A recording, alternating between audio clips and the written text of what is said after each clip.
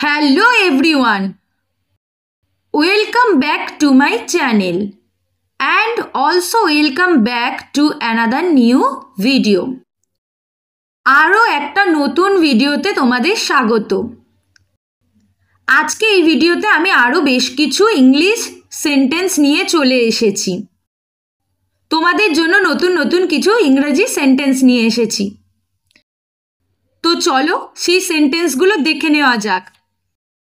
তো প্রথমেই রয়েছে the weather is good.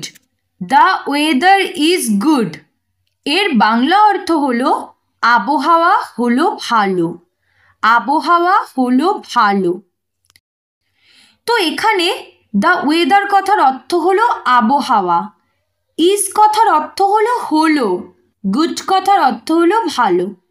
The weather কথার অর্থ হলো আবহাওয়া, ইজ কথার অর্থ হলো হলো, গুড কথার অর্থ হলো ভালো। দ্য ওয়েদারটা এখানে সাবজেক্ট, ইজটা এখানে ভার্ব আর গুডটা এখানে অবজেক্ট। তো যদি একসাথে বলি কি হবে? The weather is good. The weather is good. আবহাওয়া হলো ভালো।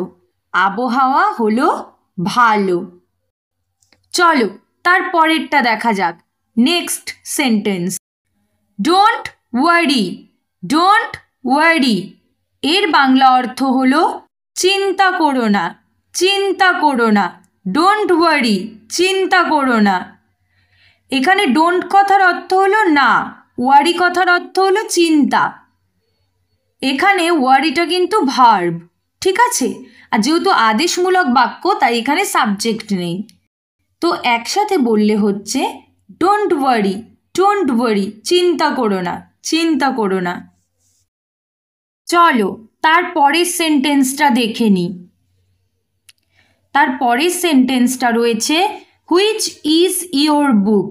হুইচ ইজ ইয়োর বুক এর বাংলা অর্থ হলো তোমার বই কোনটি। তোমার বই কোনটি।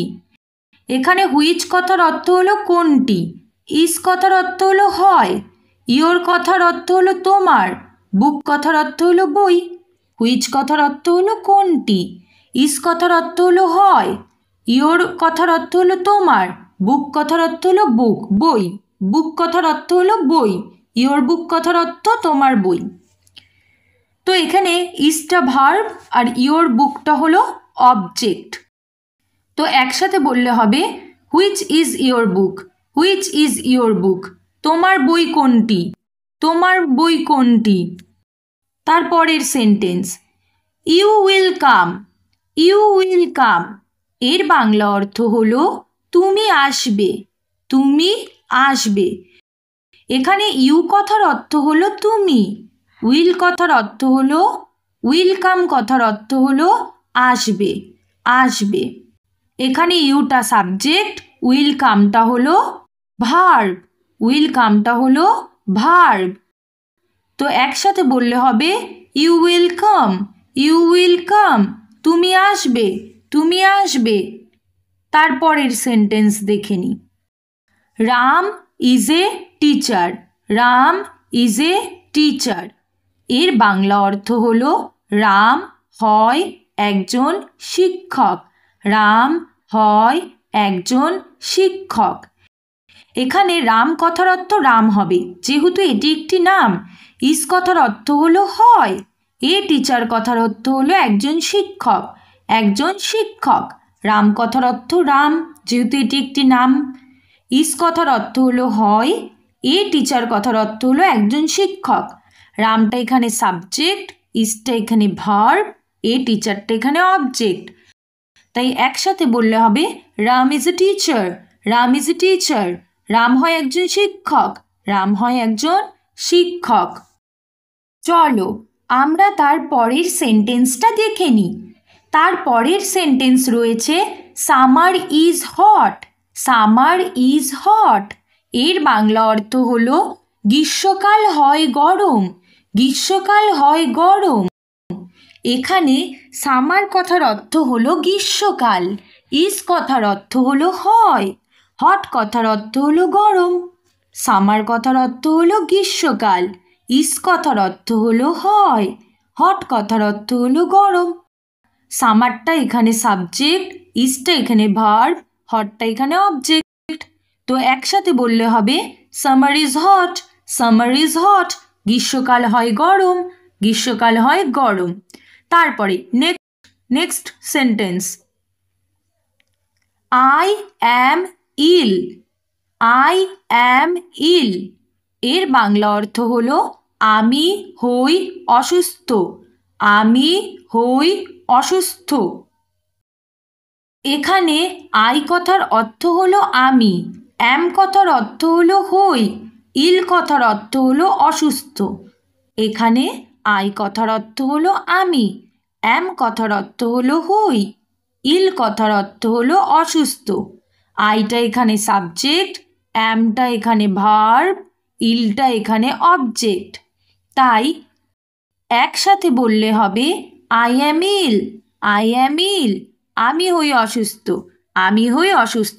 চলো তারপরে সেন্টেন্সটা দেখে নেওয়া যাক। হি বট এ কার, হি বট এ কার। সে একটা গাড়ি কিনেছিল। হি বট এ কারের বাংলা অর্থ হলো সে একটা গাড়ি কিনেছিল। এখানে হি কথার অর্থ হলো সে, বট কথার অর্থ হলো কিনেছিল, এ কার কথার অর্থ হলো একটি গাড়ি।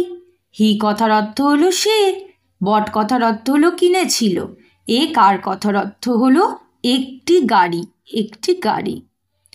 তো হিটা এখানে সাবজেক্ট, বটটা এখানে ভার্ব, এ কারটা এখানে অবজেক্ট। তো একসাথে বললে হবে হি বট এ কার, হি বট এ কার। সে একটা গাড়ি কিনেছিল, সে একটা গাড়ি কিনেছিল। তারপরে সেন্টেন্সটা আমরা দেখে নিই। Walk carefully, walk carefully. এর বাংলা অর্থ হলো সাবধানে হাঁটো, সাবধানে হাঁটো। ওয়াক কেয়ারফুলি মানে সাবধানে হাঁটো। ওয়াক কথার অর্থ হলো হাঁটো, কেয়ারফুলি কথার অর্থ হলো সাবধানে। ওয়াক কথার অর্থ হলো কি হাঁটো, কেয়ারফুলি কথার অর্থ হলো সাবধানে। ওয়াকটা ভার্ব, কেয়ারফুলিটা এখানে অবজেক্ট। তো একসাথে বললে হবে ওয়াক কেয়ারফুলি, ওয়াক কেয়ারফুলি। সাবধানে হাঁটো, সাবধানে হাঁটো। তারপরের sentence, I forgot it, I forgot it. এর বাংলা অর্থ হলো আমি এটা ভুলে গেছি, আমি এটা ভুলে গেছি। আই কথার অর্থ হলো আমি, ফরগট কথার অর্থ ভুলে গেছি, ইট কথার অর্থ হলো এটা। আই কথার অর্থ হলো আমি, ফরগট কথার অর্থ হলো ভুলে গেছি, ইট কথার অর্থ হলো এটা। আইটা এখানে সাবজেক্ট, ফরগটটা এখানে ভার্ব, ইটটা এখানে অবজেক্ট। তো একসাথে বললে হবে I forgot it, I forgot it. আমি এটা ভুলে গেছি, আমি এটা ভুলে গেছি। আশা করি আমার পড়ানো তোমাদের অবশ্যই ভালো লাগছে, আর তোমরা অবশ্যই বুঝতে পারছো নিশ্চয়ই। আচ্ছা চলো তারপরে সেন্টেন্সটা দেখে নিই। This is a good question, this is a good question.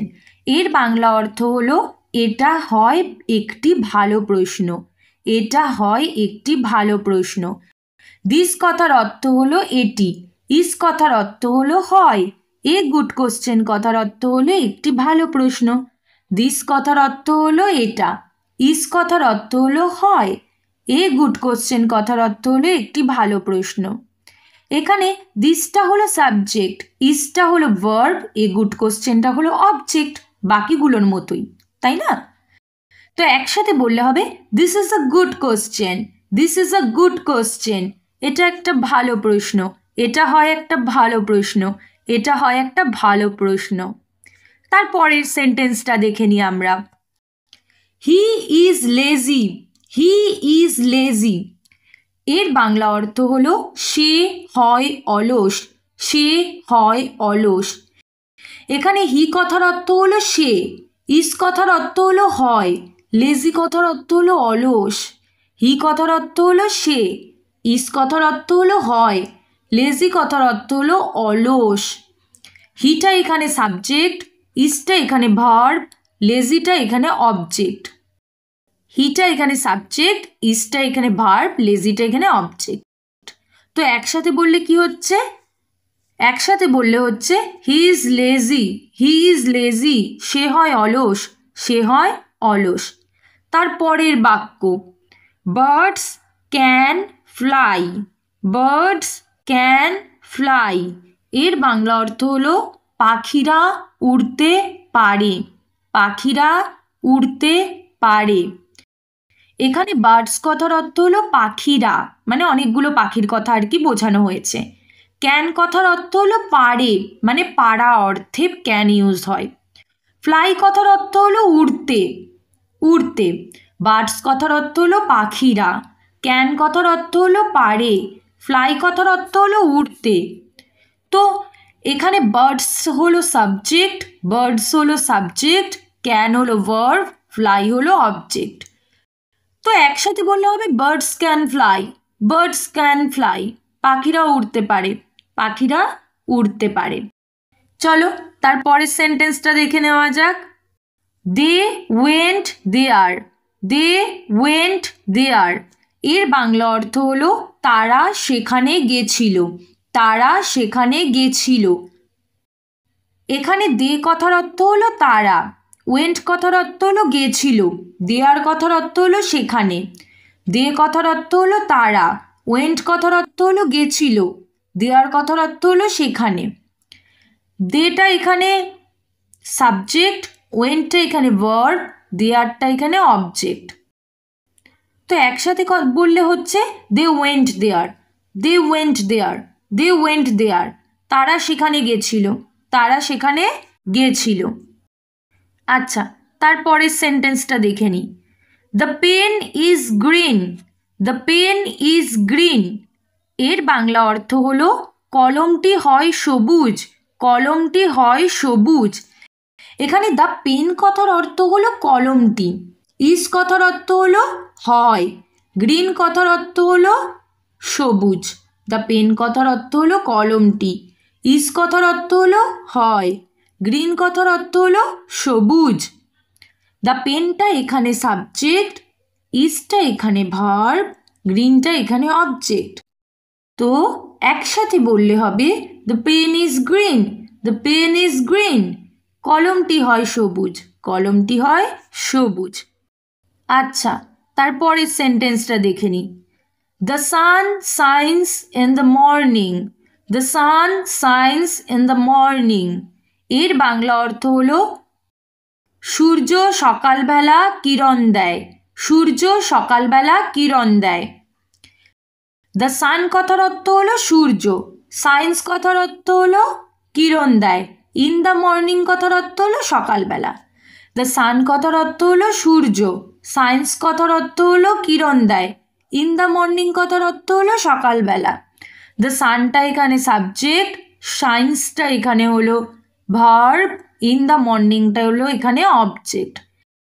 একসাথে বললে হবে the sun shines in the morning, the sun shines in the morning, সূর্য সকালবেলা কিরণ দেয়, সূর্য সকালবেলা কিরণ দেয়, সূর্য সকালবেলা কিরণ দেয়।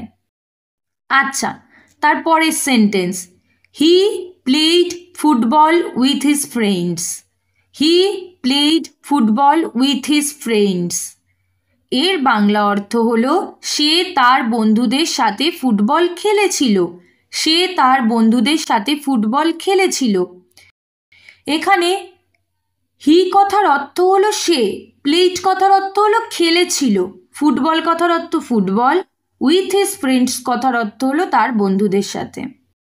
এখানে হি কথার অর্থ হলো সে, প্লেড কথার অর্থ হলো খেলেছিল, ফুটবল কথার অর্থ হলো ফুটবল, উইথ হিজ ফ্রেন্ডস কথার অর্থ হলো তার বন্ধুদের সাথে।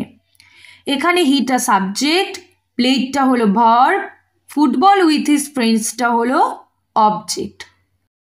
তো একসাথে বললে কি হচ্ছে? একসাথে বললে হচ্ছে he played football with his friends, he played football with his friends, সে তার বন্ধুদের সাথে ফুটবল খেলেছিল, সে তার বন্ধুদের সাথে ফুটবল খেলেছিল। আচ্ছা তারপরে নেক্সট সেন্টেন্সটা আমরা দেখে নিই। Joy was very tired. Joy was very tired এর বাংলা অর্থ হলো জয় ভীষণ ক্লান্ত ছিল। জয় ভীষণ ক্লান্ত ছিল বা জয় খুব ক্লান্ত ছিল। এখানে জয় কথার অর্থ জয়, যেহেতু এটি একটি নাম। ওয়াজ কথার অর্থ হলো ছিল। ভেরি টায়ার্ড কথার অর্থ হলো ভীষণ বা খুব ক্লান্ত। জয় কথার অর্থ জয়, যেহেতু এটি একটি নাম। ওয়াজ কথার অর্থ হলো ছিল। ভেরি টায়ার্ড কথার অর্থ হলো খুব ক্লান্ত বা ভীষণ ক্লান্ত। জয়টা সাবজেক্ট, ওয়াজটা ভার্ব, ভেরি টায়ার্ডটা অবজেক্ট। তো একসাথে বললে কি হচ্ছে? Joy was very tired. Joy was very tired. Joy খুব ক্লান্ত ছিল। জয় খুব ক্লান্ত ছিল। চলো আমরা তার পরের সেন্টেন্সটা দেখে নিই। He had a dream. He had a dream এর বাংলা অর্থ হলো তার একটি স্বপ্ন ছিল। তার একটি স্বপ্ন ছিল। তাহলে বুঝতেই পারছো এটা অতীতে রয়েছে, পাস্ট টেন্সে রয়েছে। আগেরটাও পাস্ট টেন্সে ছিল, ঠিক আছে? হি হ্যাড এ ড্রিম এর বাংলা অর্থ তার একটি স্বপ্ন ছিল। এখানে হি কথার অর্থ হলো সে, এখানে তার অর্থে ব্যবহৃত হয়েছে। হ্যাড কথার অর্থ হলো ছিল। এ ড্রিম কথার অর্থ হলো একটি স্বপ্ন। হি কথার অর্থ হলো সে বা তার।